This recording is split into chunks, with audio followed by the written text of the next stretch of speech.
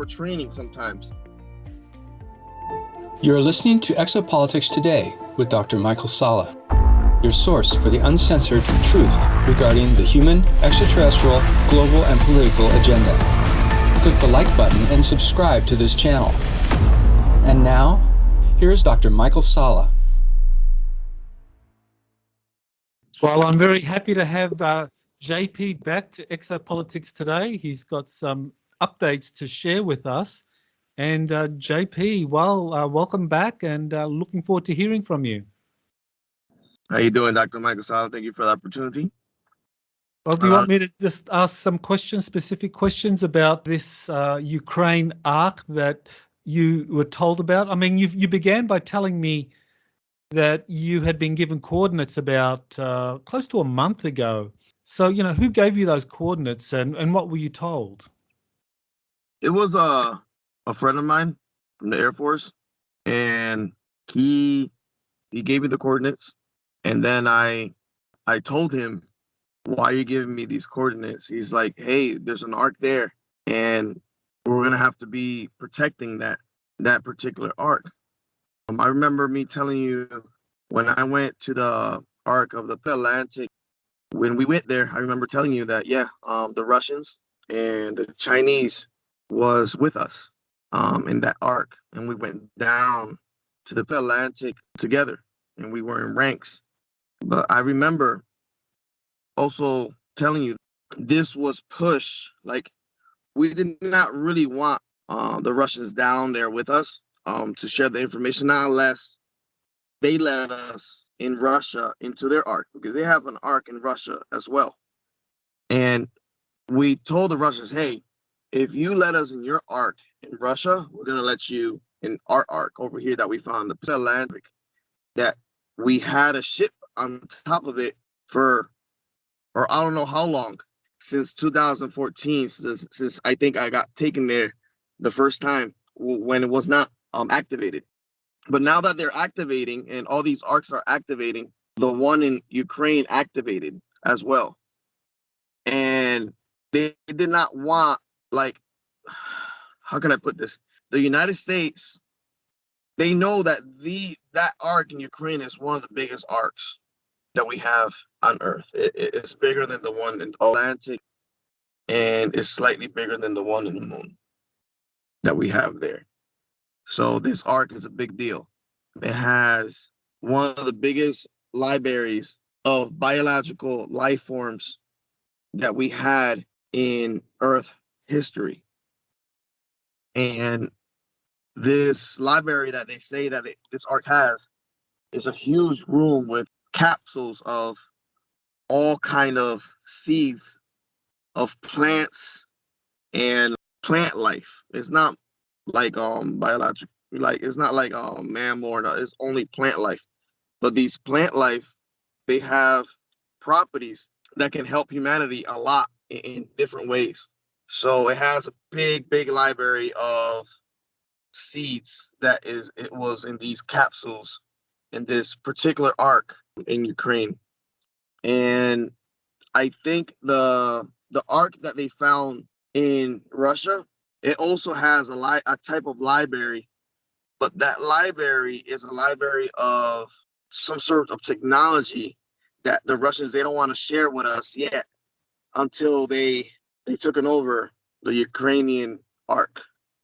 And right now they're doing research without the Americans or the Chinese, and they're doing their research on their own right now. We're trying to get in there, and we will try to get in the arc. An incident happened that Americans, we jumped to one of those arcs using a jump rope that each arc has, and right now we don't hear nothing about them. We don't know if they're hostage or they're working together, but right now we don't know what's going to happen to them. So just to clarify, I just wanted to be clear. So the arc that you travel to in the Atlantic Ocean, that one is filled with writings, hieroglyphic writings, cultural remnants, and you talked about it having a portal, and there's other the other arcs have similar portals where you can travel point to point instantaneously. The arc in Russia is filled with ancient technologies. The arc in Ukraine is filled with biology, plant life, and so forth. So did you hear this like from your Air Force colleague that was also, I guess, part of these missions, or did you hear this from the mission briefings? Because you said that you've attended mission briefings.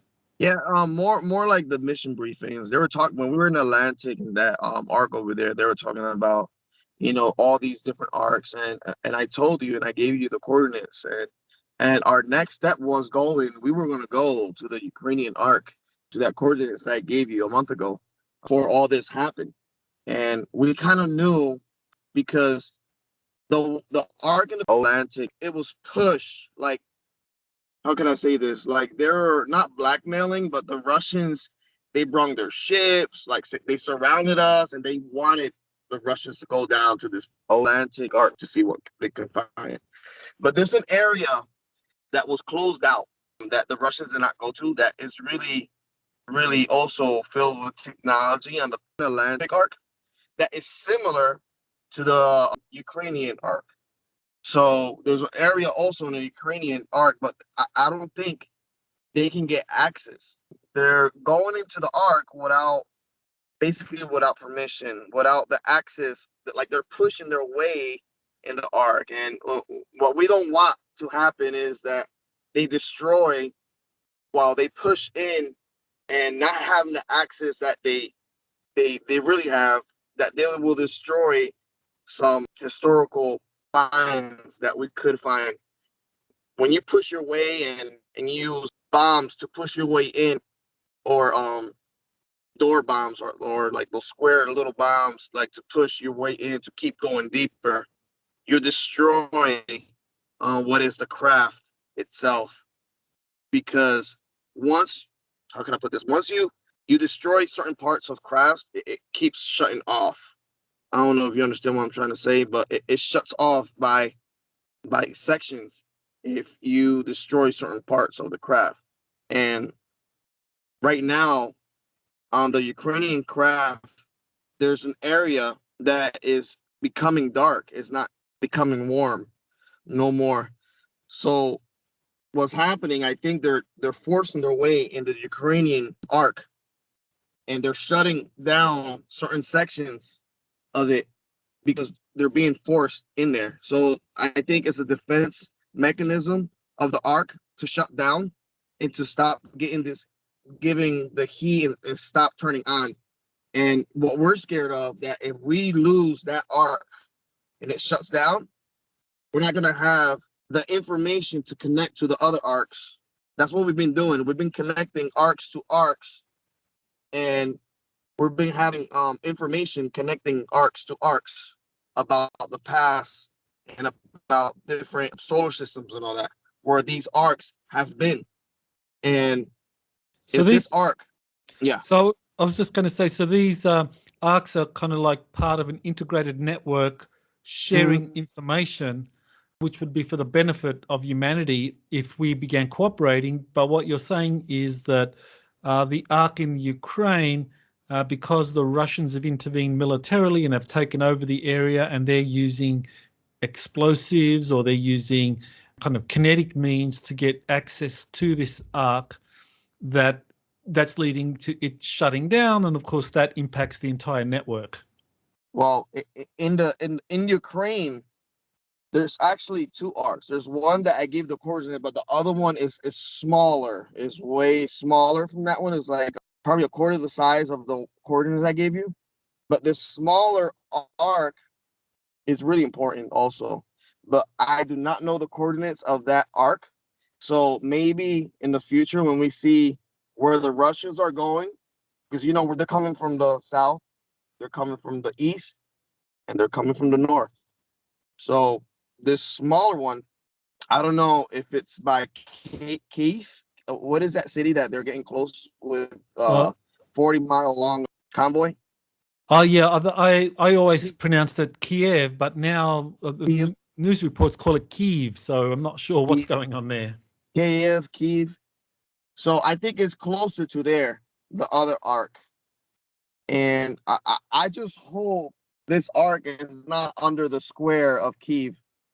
And that's what they're trying to protect. And one of the reasons I believe this arc can be under the city of Kiev is because it gives out an energy to learn, to invent, to teach, to fight for.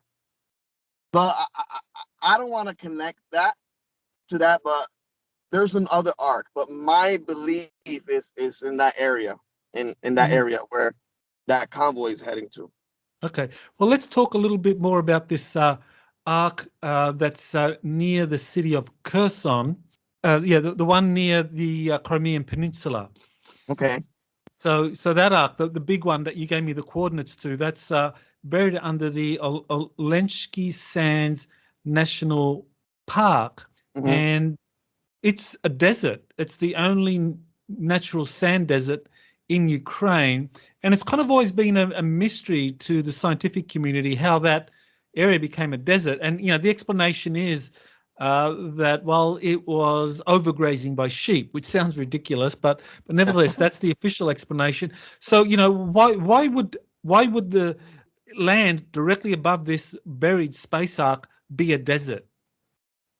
This particular ship has a protecting mechanism that makes everything that is above it or around it dry. I think it's a type of radiation that it emits. And it's stronger than other ships. It's way stronger. There's an arc in Brazil. I don't know if I gave you a coordinate over there in Cardas Novas. Is by Goiânia. You can see that it's like a plateau looking thing, but it's still green, but it's turning to like a desert area similar to Oleshki Park.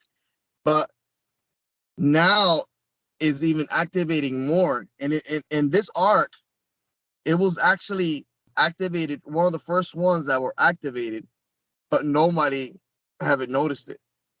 The military noticed because they go there for training sometimes. And they knew about this arc. Similar to the arc of the Olympic.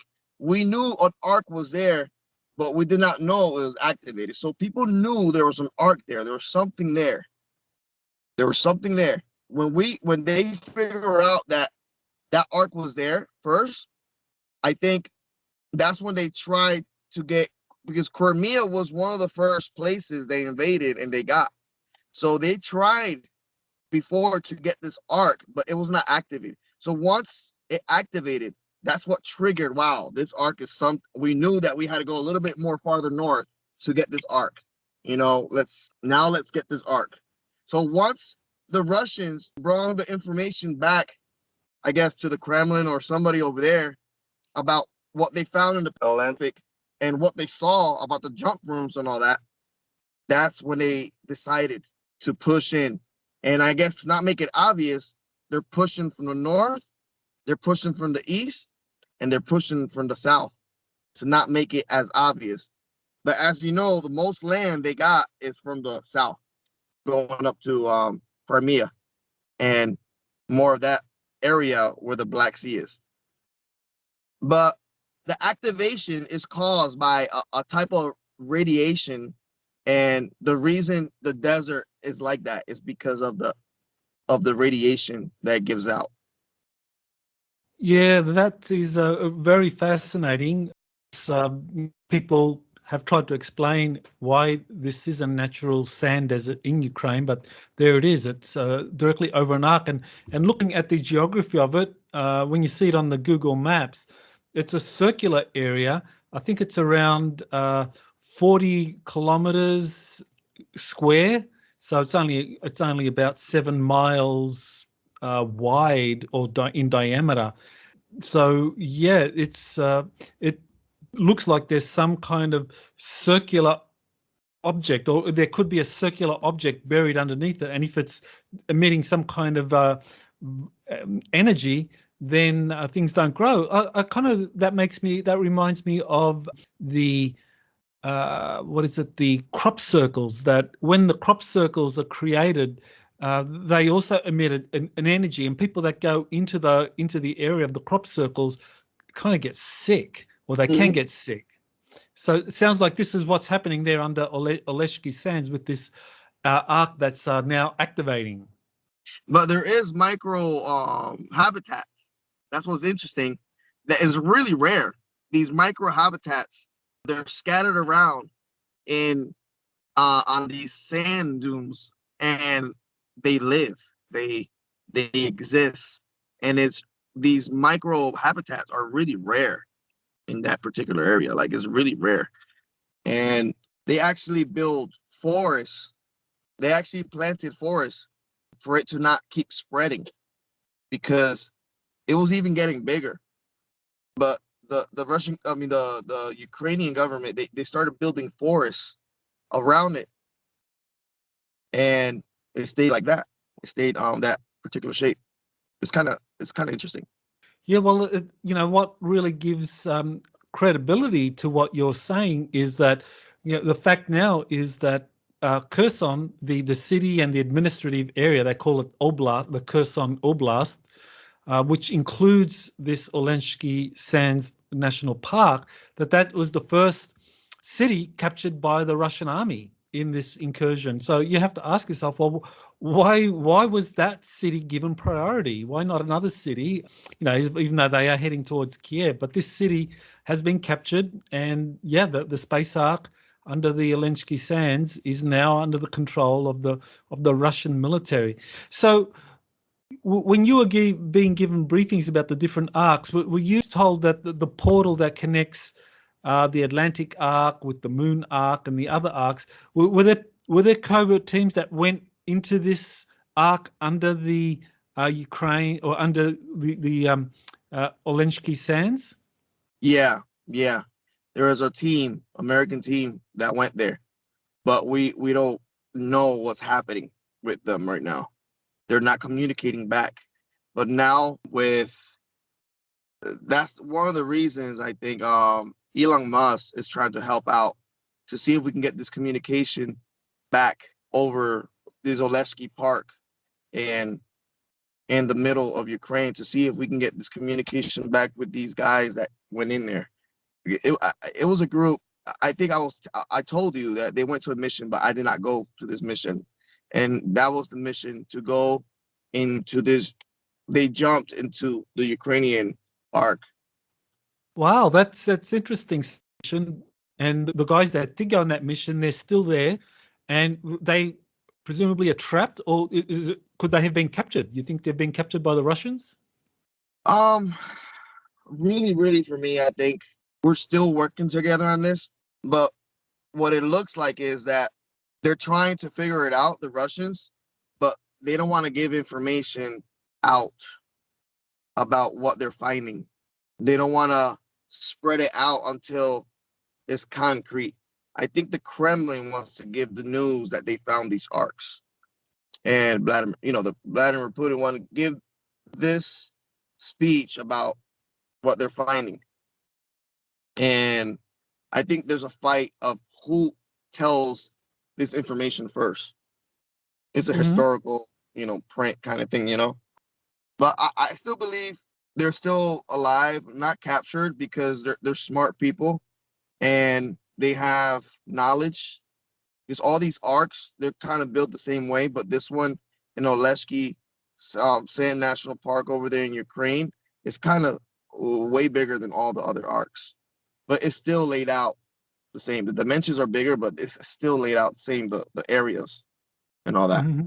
So we're just waiting. If we don't hear from them, these guys that jump to the arc, we're gonna have to go in there, and that's what I'm hoping it will happen. Okay, so you're saying that would actually be grounds for an American incursion into Ukraine? Would the Americans kind of come in through that portal, or are we talking kind of kinetic action to intervene militarily in that area of Kherson? Right now, they're trying to push a no-fly zone. Mm-hmm.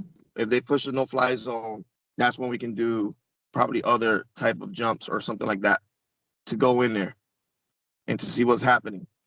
But right now, they're not giving the green light to go into the arc of Ukraine right now. They have control, and they're not letting the Americans or the Chinese to go into this arc. And we really, really wanted to know the connection of all these other arcs and why this big arc is so important. That's fascinating. Now, you say that SpaceX is involved and that the real reason for SpaceX offering its communication satellites to the Ukraine is maybe not so much to assist with their downed communications, but more to help locate these missing American covert team that's operating under the ground there in Kherson, in the Olenski Sands Arc. Mm-hmm. So, I mean, that raises the question, well, is there something about the Starlink satellites where it is the communication system it creates enables you to kind of like communicate in areas where normally, say, normal EMF wouldn't get through? Yeah, it penetrates deeper into the ground. The technology that it has is different. It is really technology that they also use in Ganymede, and in the moon. They also use this type of technology and around Jupiter. So I won't be surprised if that we're using ones that we use, the type of ones that we use around Jupiter, that they got transferred over here. And after a couple of them got destroyed from when they first started separating.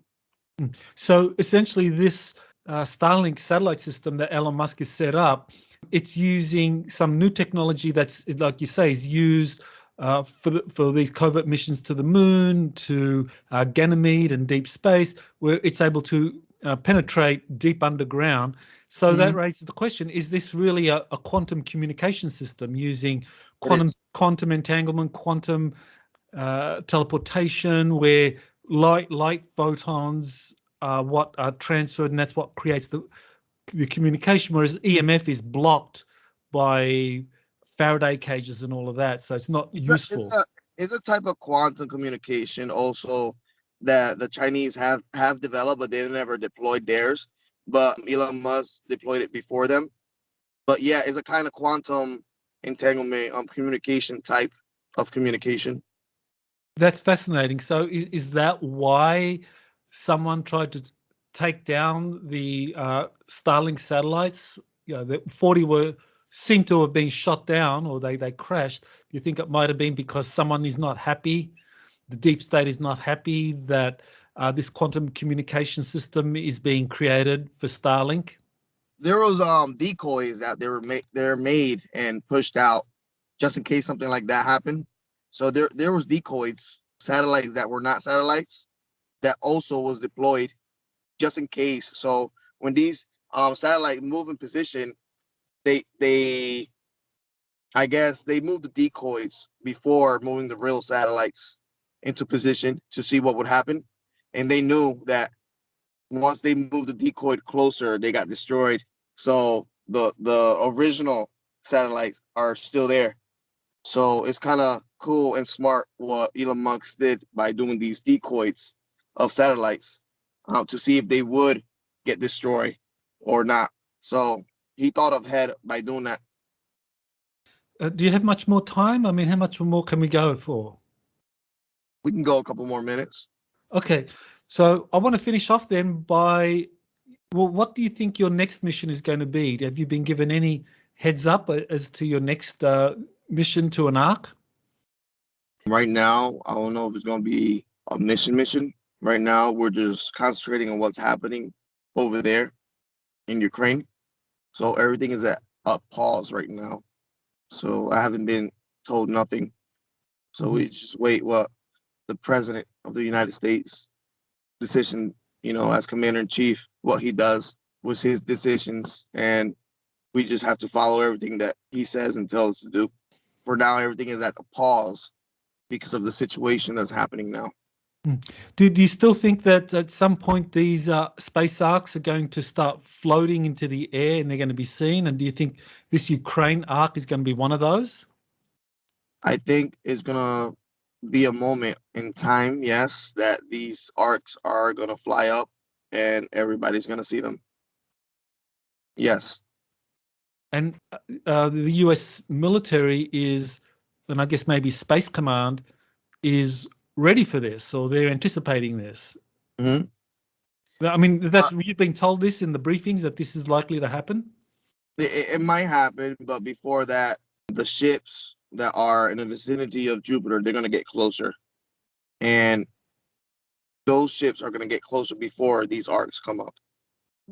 So when you say these ships, you're talking about this fleet that came in that Elena Danan's called them the Intergalactic Confederation, that is being tracked by Space Command, and they're going to start coming towards the Earth soon, and then things are going to start activating, floating, and then, wow, that's going to be an amazing experience for the whole planet. It's going to be like a shocking thing like Independence Day.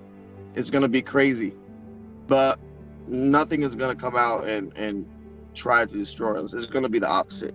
So they always painted a narrative that aliens are bad and all that, but it's going to be different. And also, the arc on the moon is getting in deeper into the moon. We don't know why, but it is activating, but it's getting pushed in to the moon. So this is something that is not anything to be feared. We can expect, as these arcs activate and start flying, and as this intergalactic confederation or this fleet of these advanced ETs get here, it's going to be much more of a kind of peaceful, almost like an awakening thing for the entire planet. Yeah, it is. Well, thank you, JP. That's incredible information. Thank you for all your service to the country, and I hope to hear from you in the future. Appreciate it, Dr. Michael Salla. Thank you for the opportunity. And for those, like I always say, that have this type of information, please come out and don't be scared. You could be anonymous and just come out and give out the information, because everybody needs to know what's happening. Thank you, JP.